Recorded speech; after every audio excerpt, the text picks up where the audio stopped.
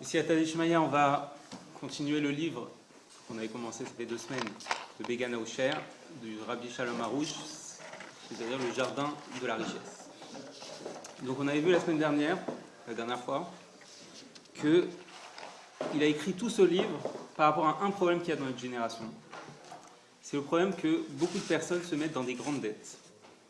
Ils empruntent sans être capables de rembourser ce qu'ils ont emprunté, et malheureusement, après ils se trouvent dans des grandes dettes et ils n'ont pas les moyens de rembourser. Il dit que Mamash, il a vraiment, le Rav Harouche, il a rencontré beaucoup de personnes, énormément de personnes qui sont tombées dans ces dettes-là, et lui-même, il est tombé dans ces dettes-là. D'accord ? Et il dit qu'au fur et à mesure de côtoyer toutes ces personnes-là, il leur a donné beaucoup de conseils, et il a vu véritablement c'était quoi les choses qui permettaient à la personne d'éviter d'une part de tomber dans les dettes tout court, et pour ceux qui sont tombés dans les dettes, d'en sortir Bezrat Hashem.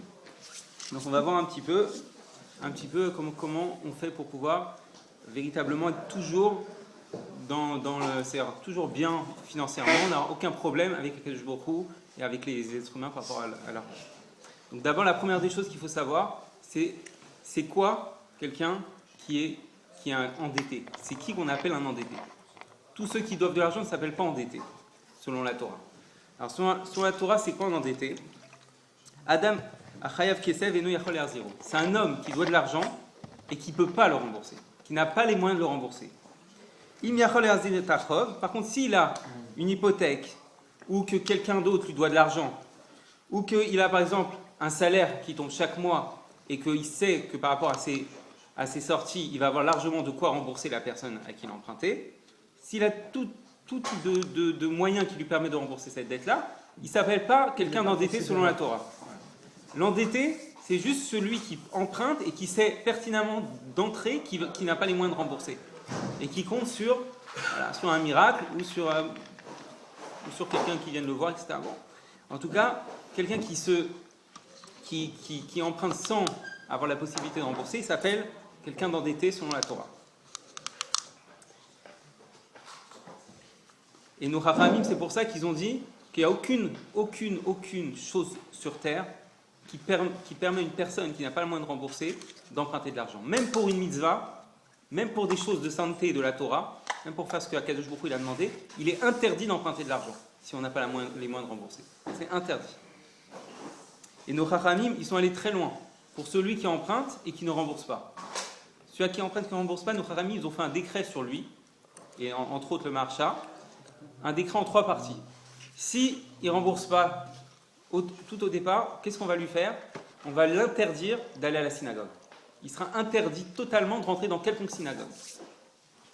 Si, malgré ça, il continue à ne pas vouloir rembourser ses dettes, il ne fait pas les efforts qu'il faut il ne va pas travailler, il ne va pas faire tout ce qu'il peut, tout ce qui est en son pouvoir pour pouvoir rembourser ses dettes, alors à ce moment-là, on rajoute sur ce décret-là, et même sa femme, on l'empêche d'aller à la synagogue. Pourquoi ? Parce que quand sa femme va être empêchée d'y aller, elle va lui mettre une grande pression.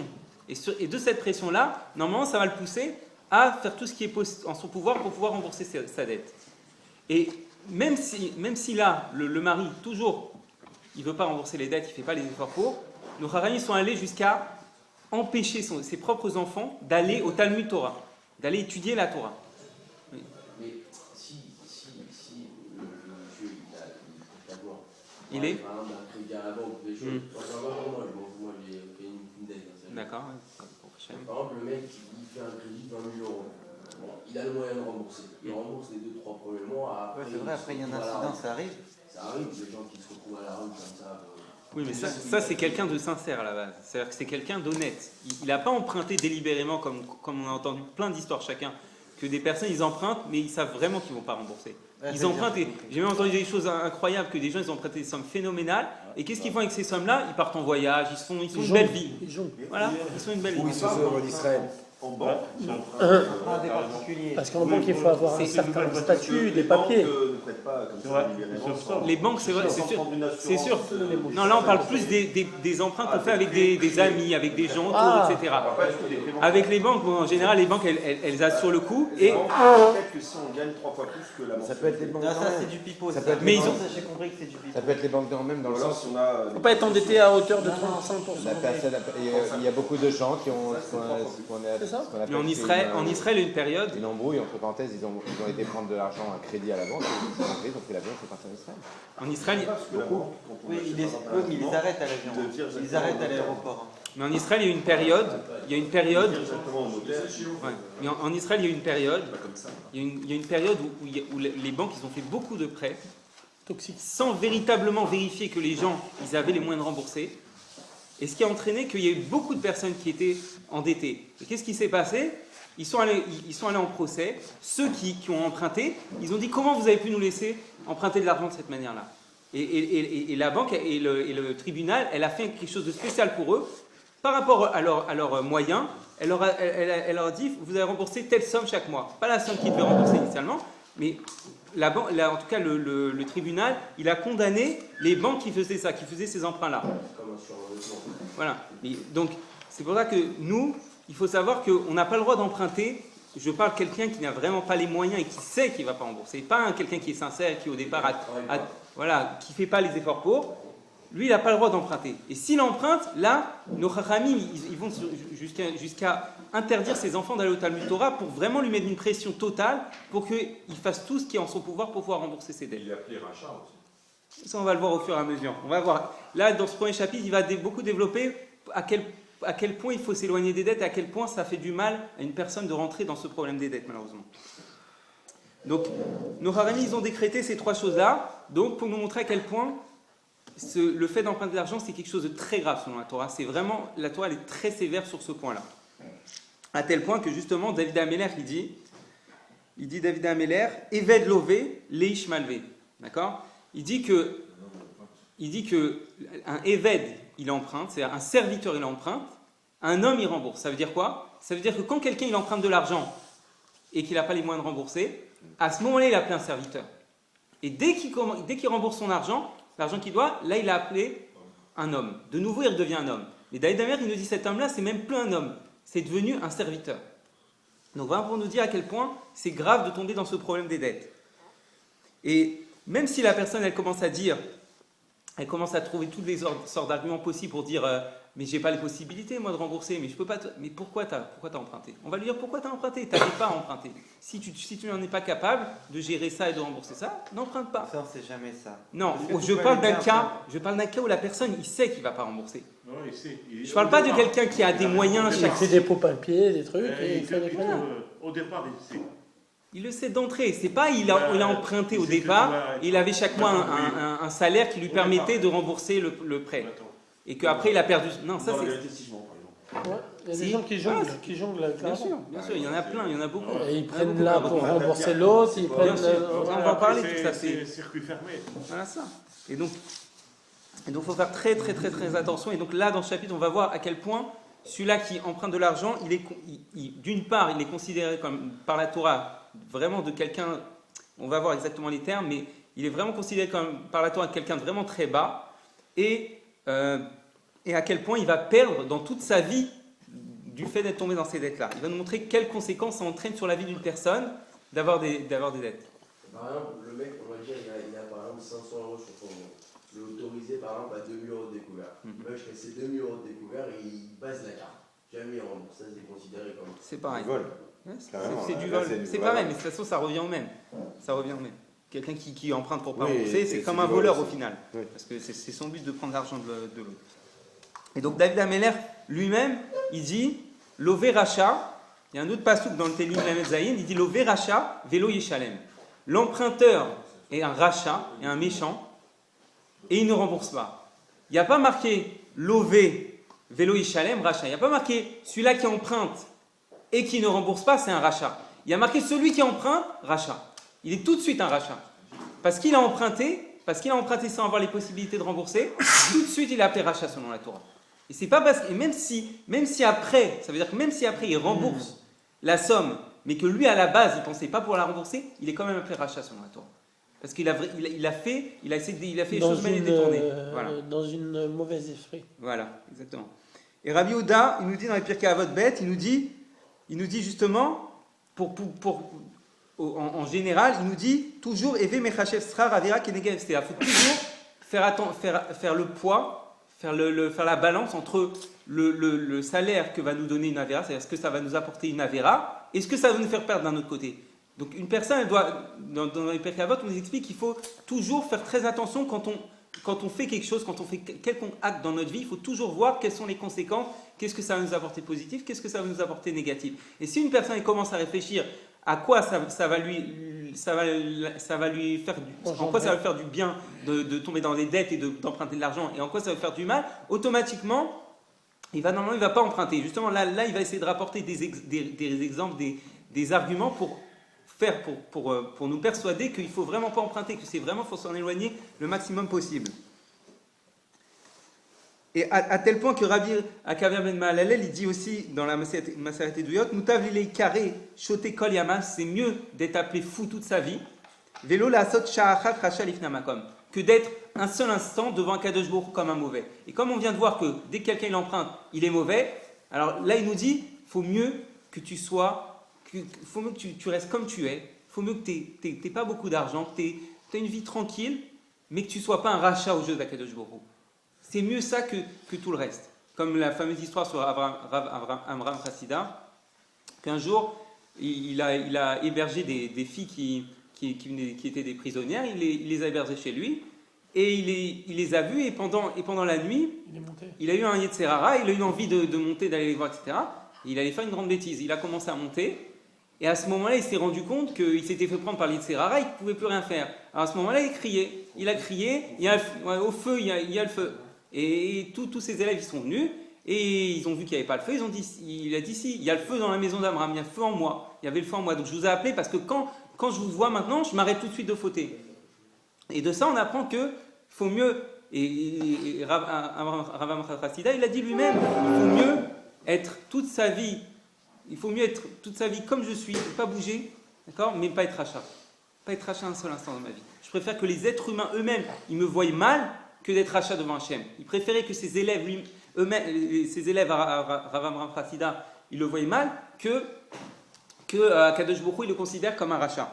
Donc on voit à quel point il faut s'éloigner de ce nom, de ce shem de rachat aux yeux d'Akadosh Baruch Hu. C'est vraiment quelque chose, et vraiment qu'après, malheureusement, ça va engendrer beaucoup de choses sur la personne au niveau de toute sa vie. Il y a marqué dans le Midrash Rabbah, dans la parasha de Vayera, il y a un Midrash qui nous dit que quand Avraham Avinu, il était avec son fils Yitzhak, il allait faire la Akedat Yitzhak, il s'est retrouvé devant le mont Moria, le Hara Moria, et à ce moment-là, Avraham Avinu, il a vu la Shrina. Sur le mont Moria, il a vu la présence d'Hachem. Et il y avait Ishmaël son fils, et Eliezer son serviteur, à côté. Alors il leur a demandé, dites-moi, vous voyez quoi sur la montagne? Alors ils ont dit, on voit rien. Alors il a dit, comme vous voyez rien comme l'âne qui est là, restez avec l'âne ici. Il a dit comme ça, restez avec l'âne ici. Donc on voit que eux, ils ont été considérés par Abraham Avinu comme des ânes, parce qu'ils ne voyaient pas la présence divine.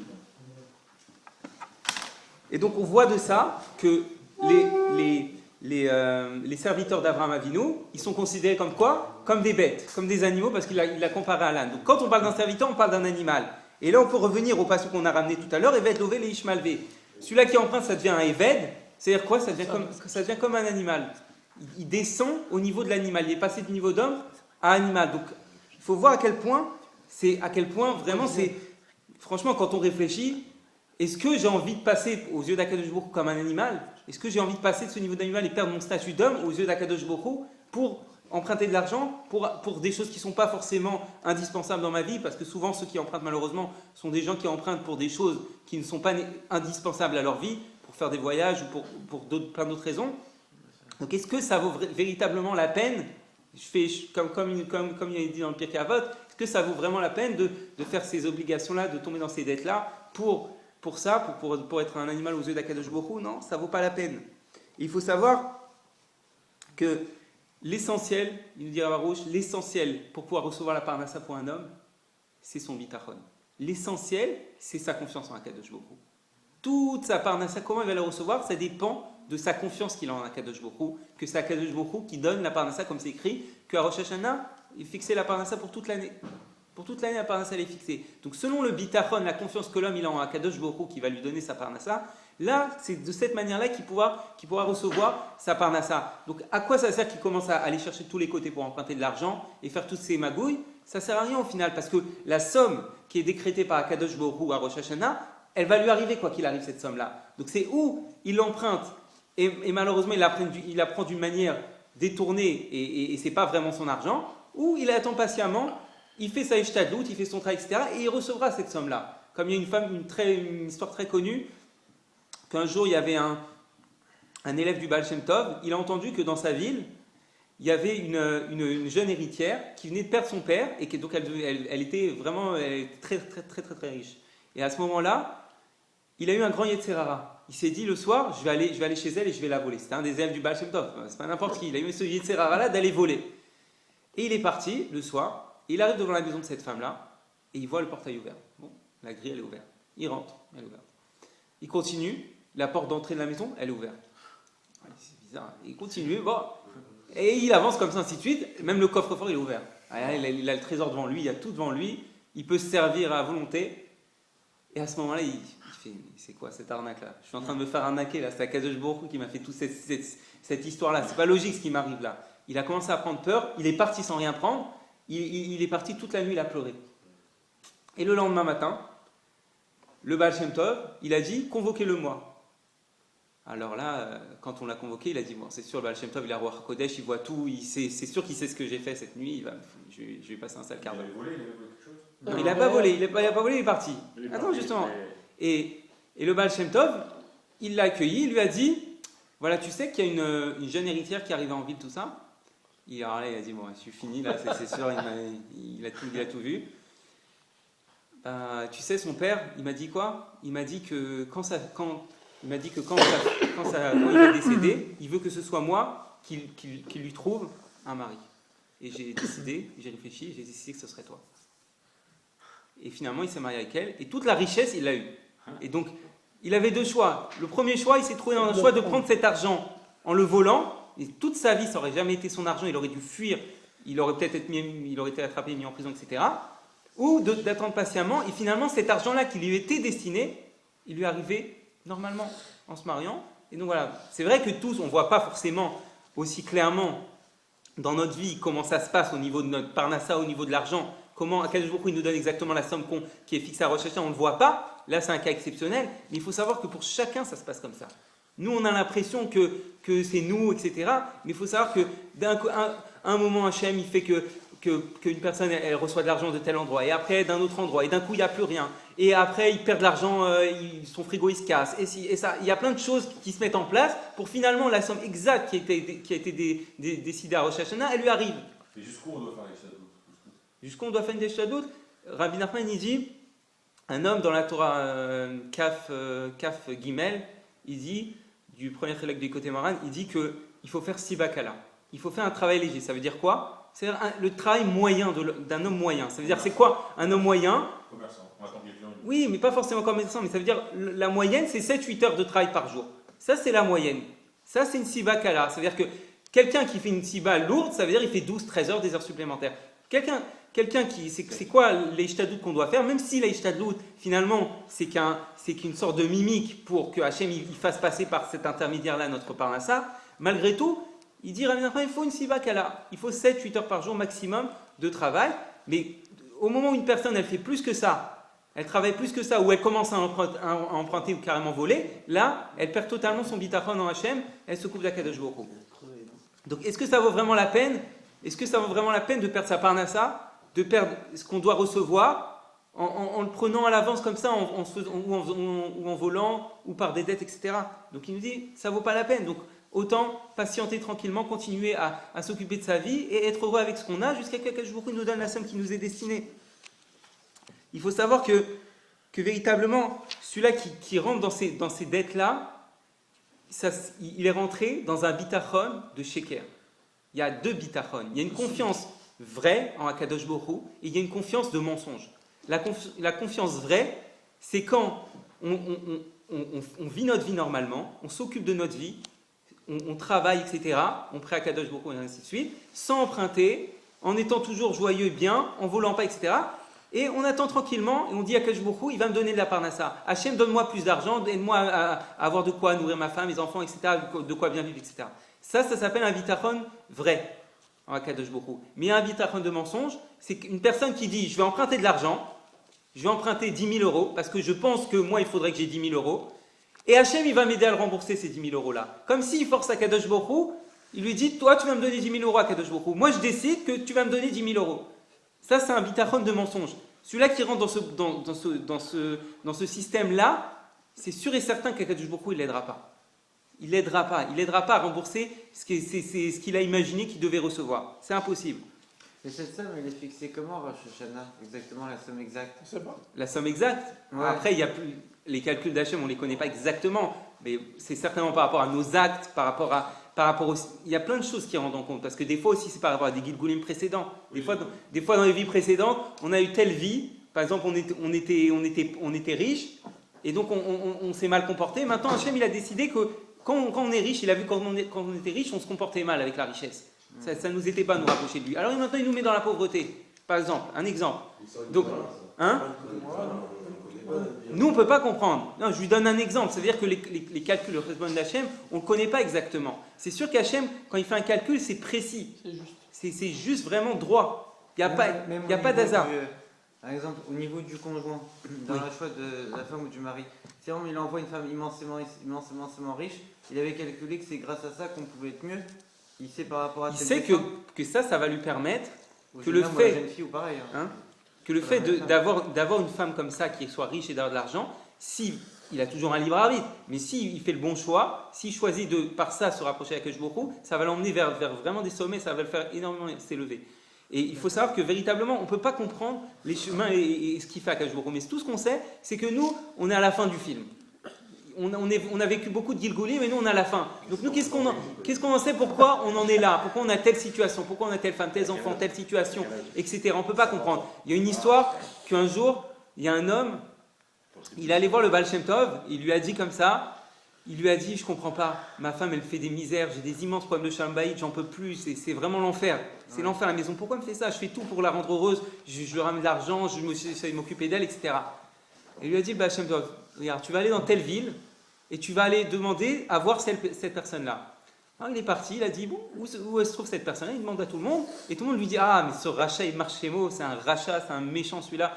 Ah, qu'est-ce que tu viens faire? Qu'est-ce que tu veux aller le voir? Il a dit, je vais aller le voir. Il a dit, bon, il habite là-bas. Il est parti, il tape à la porte, et là, il y a une femme qui ouvre la porte, c'est sa femme, elle lui dit, il est où, monsieur Untel? Alors elle dit, il marche chez moi, c'était un sale mari, il m'a fait souffrir à la mort, vraiment il était horrible comme mari, tout ça, et Baruch Hashem il est mort, il était décédé. Alors il ne comprend pas, pourquoi il m'a envoyé le Baal Shem Tov? Oh, il est reparti, et alors Baal Shem Tov il lui a dit, je ne comprends pas pourquoi tu m'as envoyé là-bas. Alors Baal Shem Tov il lui a dit, parce qu'il faut que tu saches que ce mari-là, c'était toi. Et que tu es revenu maintenant, et comme tu l'as fait souffrir, maintenant tu te retrouves avec une femme qui te fait souffrir. Et c'est ton tikkun, c'est ta réparation. Donc vous comprenez, c'est comme ça que ça marche dans tout. C'est-à-dire que chaque chose de notre vie, notre femme, comment elle est destinée, pourquoi on a telle femme. Par exemple, c'est connu que par exemple sur le Rabbi de Lubavitch, pourquoi il n'a jamais eu d'enfant? Parce que ça y est, il avait déjà fait ça dans ses gigouilles précédents, il avait fini sa mission sur ça. Il n'avait plus besoin d'avoir d'enfants. Parce que si on se marie, si on a des enfants, si on fait tout ce qu'on fait dans notre vie, c'est parce qu'on a des réparations à faire, c'est parce qu'on a une mission à faire. Mais quand on a fini cette mission, c'est plus du tout utile. On n'a plus besoin de revenir pour cette chose-là. Une personne qui a fini son travail avec sa femme, il n'a pas besoin de se remarier quand il revient. Mais c'est des cas exceptionnels. Donc chacun il doit faire tout pour se marier, mais après c'est Hachem qui décide. Et il donne un exemple à Raouch, il dit par exemple, tu as deux personnes, il y en a un, quand il étudie la Torah, il comprend tout. C'est impressionnant, il emmagasine tout, il comprend tout du premier coup, et l'autre, il peine, vraiment c'est une galère, un mot, il a du mal. Et il dit, faut pas se tromper et dire que lui, il est meilleur que l'autre. Que celui-là qui comprend, il est meilleur que l'autre. C'est pas vrai. Parce que lui, certainement, celui-là qui arrive à étudier avec facilité, dans les gigoules précédents, il avait fini son travail dans l'étude de la Torah. Donc maintenant, la Torah, elle est ouverte devant lui. Alors que l'autre, il n'a pas fini son travail là, au niveau de l'étude de la Torah, donc maintenant la Torah lui est fermée, donc il doit se battre pour pouvoir arriver à comprendre la Torah et pour faire son tikkun à ce niveau-là. Mais ça ne veut pas dire que lui il est meilleur que lui, parce que lui, certes, il est meilleur que lui dans le limud de la Torah, mais ça se trouve, lui, il a réparé sa midat de chesed, et l'autre, il ne l'a pas réparé, sa midat de bonté. On ne peut pas comprendre les calculs exactement d'Akadosh Baruch Hu. Il faut savoir que c'est précis. Donc c'est pareil pour la Parnassa, elle est précisément destinée à Rosh Hashanah par rapport à plein de calculs que seul Akadosh Baruch Hu il connaît. Mais nous, ce qu'il nous demande, c'est qu'on lui fasse confiance, qu'il va nous donner par instant, en temps et en heure, peu importe. Si on fait notre ishtadout et qu'on est honnête, elle va arriver notre parnassa de manière permise. Oui, j'ai une question, mais elle n'a rien à voir avec le cours. Mais à propos des Gilgulim, d'où est-ce qu'on sait dans la Torah qu'il y a forcément des Gilgulim, qu'il y a des réincarnations, et ainsi de suite? Il n'y a plus de Neshama Hadash. C'est quoi ta question exactement? C'est de quel passage de la Torah? Est-ce que c'est écrit dans la Torah, dans la Gemara? Comment on sait? C'est possible, je ne connais pas exactement. Je sais que le Hari Akadosh, dans la Kabbalah, C'est vraiment, développe c'est énormément. élucubrations, Dans les secrets, dans les secrets de la Torah, dans le Zohar, la Kabbalah, la Chassid, tout ça, c'est énormément développé. Tout ce qui concerne les Gilgulim, il y a beaucoup de Gilgulim connus. Par exemple, je vous donne un exemple comme ça au passage. Mordechai, il faut savoir que Mordechai, c'était le Gilgul de Shaul HaMelech. C'est le Gilgul de Shaul HaMelech.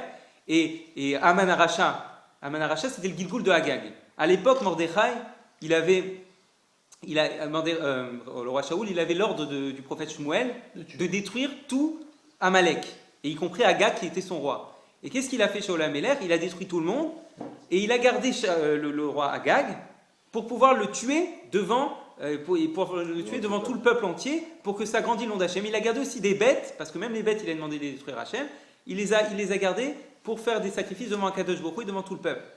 Et à ce moment-là, le prophète Shmuel, il est venu et il a destitué, ça a entraîné que ça a destitué Shaoul de son poste de roi, parce qu'il n'avait pas le droit de contrevenir à l'ordre d'Hachem, même si c'est pour faire mieux la chose, parce qu'il ne pouvait pas comprendre. Et le Hari Kadosh nous enseigne que Mordechai, il est revenu, que Shaoul est revenu en Mordechai, et que Haman, il est revenu en Agag. D'accord? Agag, il est revenu en Haman. C'est-à-dire que la situation, elle se reproduit, mais seulement là, il y a une différence, il a dit. Il y a une différence, c'est qu'à la base, Shaoul, il était en position de force, il pouvait le détruire facilement, Agag. Maintenant, il est en position d'infériorité. Tu n'as pas réussi en position de force, maintenant tu es en position d'infériorité, c'est plus compliqué. Donc on voit, il y a beaucoup d'exemples qui sont apportés dans le secret de la Torah. Après, j'ai pas la source exacte, c'est certainement dans la Torah, certainement. Le Zohar, est-ce que ce sont des élucubrations? Le Zohar, déjà, c'est Rabbi Shimon Bar Yochai, d'accord? Oui, mais est-ce que c'est... Non, mais Rabbi Shimon Bar Yochai, mais c'était un être humain. Comment il pouvait savoir des choses pareilles? Pour ça, tous les secrets de la Torah, ça s'appelle de la Kabbalah. Kabbalah, ça veut dire que tu reçois. C'est aussi vrai que la Torah... Mais cette Torah-là, la Torah du Zohar, de la Kabbalah, tout ça, elle a été reçue par Moshe aussi. En même temps que Har Sinaï, tout a été reçu. Mais seulement, il faut savoir que cette Torah-là, avant, il n'y avait que une ou deux personnes par génération, les plus grandes sadikim, qui connaissaient cette Torah-là. Il y a eu Moshe, Rabbi Shimon. Voilà, les plus grandes sadikim, ils savaient. D'accord? Parce qu'à cette époque-là, cette Torah, elle n'était pas nécessaire encore au peuple, ça suffit. C'est presque la prophétisation, c'est presque... Mais c'est ça, Kabbalah, ça veut dire qu'il recevait d'Akadosh Baruch Hu. Comment on reçoit de la Kabbalah? C'est pas parce qu'on a une grande tête.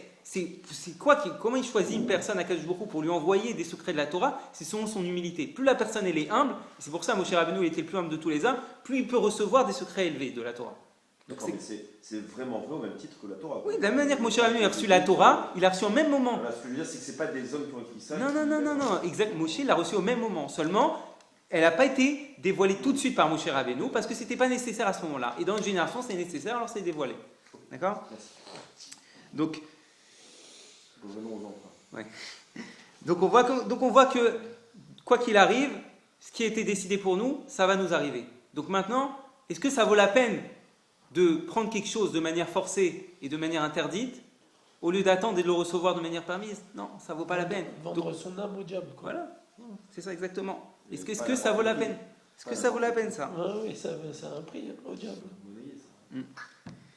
Il faut savoir que après, malheureusement, ce qui se passe, c'est que quand quelqu'un, en plus de tous ces noms qui portent sur lui, toutes ces choses que vraiment la Torah, comment elle le caractérise, cette personne-là, en plus de ça, ça ne va pas s'arrêter là. Ça va entraîner que maintenant il va y avoir une accusation en haut.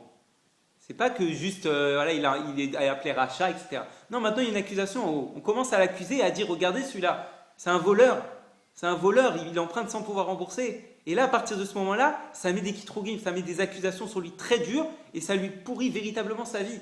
C'est pas stable, il emprunte et il est tranquille. Non, ça va lui pourrir sa vie.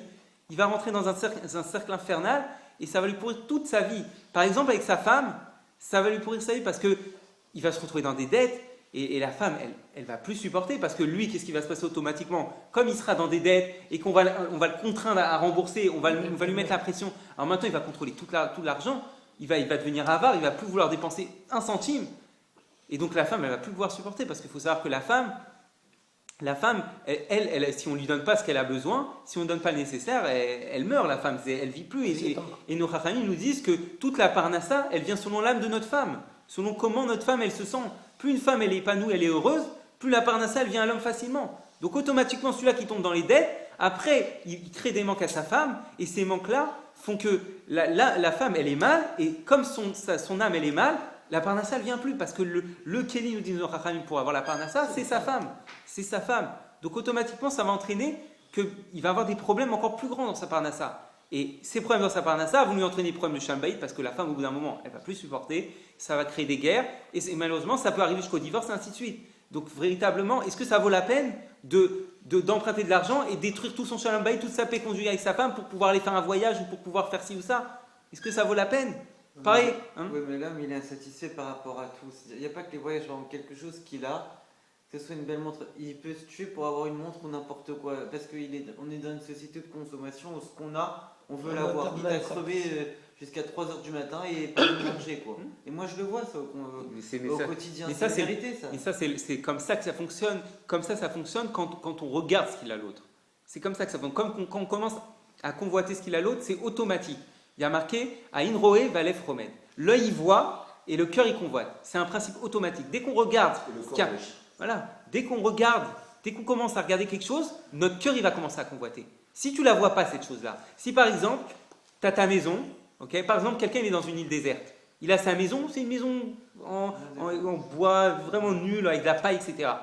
Il va être bien, il est content. Il n'y a pas d'autre maison autour de lui. Mais il y a quelqu'un qui arrive et qui commence à construire une belle maison. Il va commencer à être jaloux. Parce qu'il a vu qu'il y a mieux que ça. C'est comme ça que ça fonctionne. C'est-à-dire que le fait de voir ce qui appartient à l'autre, c'est ça qui va nous entraîner. C'est pour ça qu'il faut faire attention de ne pas regarder ce qui appartient à l'autre et essayer de travailler beaucoup sur sa mida, sur la mida que nos chachamim disent, et Zéou Hachir, c'est qui l'homme riche à sa mère Bechev, celui qui est heureux de sa part. C'est-à-dire, non, mais c'est pas qu'il se contente, c'est-à-dire qu'il est vraiment heureux de ce qu'il a. Pourquoi il est heureux de ce qu'il a? Parce qu'il sait que c'est ce qu'Akadosh Baruch Hu lui a donné pour sa mission, parce qu'il sait ce qu'il a besoin. Et nos chachamim, ils disent, celui-là qui regarde ce qui appartient à l'autre dans la Gemara, d'une part, il n'aura pas ce qu'il a à l'autre parce que c'est pas à lui, parce que ça ne va pas lui faire du bien, mais d'autre part, il perd même ce qu'il a lui. Alors comment ça fonctionne ce principe? On voit des gens qu'on voit ce qu'ils ont l'autre, ils veulent une plus belle voiture, etc., mais pourtant ils ont toujours leur voiture, ils ont toujours la même voiture. Alors comment? C'est faux ce qu'ils disent nos chachamim? Non, c'est totalement vrai. Parce que et le Ben Ishra il dit justement pourquoi il va perdre tout ce qu'il a? Parce que Aïn, le mot regarder, voir, d'accord? Il va se transformer au moment où il va regarder ce qu'il a l'autre en Ani. Les lettres, elles vont s'intervertir et il va devenir pauvre. Et ça veut dire quoi, il va devenir pauvre? C'est pas forcément il perd ce qu'il a. Mais c'est que maintenant, par exemple, il a convoité une femme qui trouve plus belle que la sienne. Il l'a convoitée. Alors maintenant, qu'est-ce qui se passe à ce moment-là? Sa femme, elle a plus de valeur à ses yeux. C'est comme si elle est plus là, même si elle est toujours là, mariée avec lui. Elle a plus de valeur à ses yeux. C'est ça, il l'a perdu, c'est ça, il l'a perdu. Voilà, c'est devenu, il l'a perdu ça. Voilà, c'est ça. C'est ça ce qu'ils disent nos chachamim. C'est dans les 10 commandements, ne convoite pas. Bien sûr, mais il y a plusieurs qui bien sûr, il y a beaucoup d'interdits par rapport à ça. Par rapport à ça, et c'est même marqué. N'allez